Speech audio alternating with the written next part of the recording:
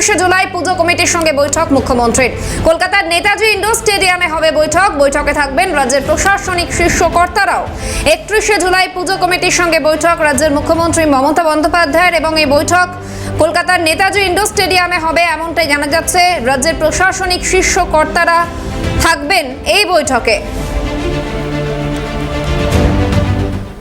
আরো বিস্তারিত আপডেট দেবেন, টেলিফোন লাইনে রয়েছেন প্রতিনিধি বিপ্লব চক্রবর্তী। বিপ্লব, একদিকে প্রশাসনিক শীর্ষ কর্তারা রয়েছেন, আর কে উপস্থিত থাকার কথা এই বৈঠকে? একদমই, দেখো, প্রতি বছর মুখ্যমন্ত্রী মমতা বন্দ্যোপাধ্যায় তিনি পুজো কমিটির সঙ্গে সমন্বয় বৈঠক করেন, এবং সেই সমন্বয় বৈঠক এবার আগেভাগেই করছেন তিনি। অর্থাৎ যেহেতু পুজো এবার এগিয়ে এসেছে, সেপ্টেম্বরে পুজো হবে, সেই কারণে আগেই তিনি সেরে নিচ্ছেন এই সমন্বয় বৈঠক।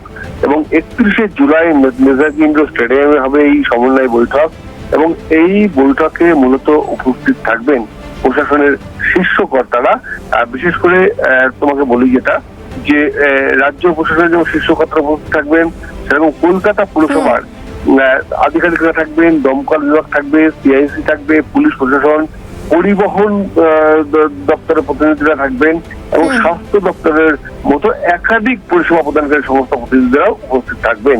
এবং বিশেষ করে একটা পুজোকে কেন্দ্র করে যেহেতু সবার ভূমিকা থাকে এবং সবার তৎপরতা থাকে, যাতে সম্পূর্ণভাবে এবং যাতে ভালোভাবে এই পুজোটা নির্বিঘ্নে সম্পন্ন হয় প্রতি বছরের মধ্যে, তার জন্যই কিন্তু মুখ্যমন্ত্রী মমতা বন্দ্যোপাধ্যায় আগেভাগে এই বৈঠকটা সেরে নিচ্ছেন। এবং এই যে বৈঠক, এই বৈঠকে যে একাধিক পুজো কমিটি, বড় পুজো কমিটি তারা কর্তারা থাকবেন, এবং শতাধিক পুজো কমিটির কর্তারা কিন্তু উপস্থিত থাকবেন। সব থেকে গুরুত্বপূর্ণ বিষয় এটা যে পুজোর অনুদানের বিষয়। এবং গত বছর আমরা দেখেছি যে অনুদানের পরিমাণ অনেকটাই বাড়িয়েছে, 85,000 টাকা করে পুজো কমিটিগুলো অনুদান পেয়েছিল। এবার অনুদানের পরিমাণ আরো বাড়বে কিনা সেদিকে কিন্তু নজর পুজো কমিটির কর্তাদের। অর্থাৎ মনে করা হচ্ছে এবার 1 লাখ হতে পারে, এমনটাই কিন্তু জল্পনা চলছে।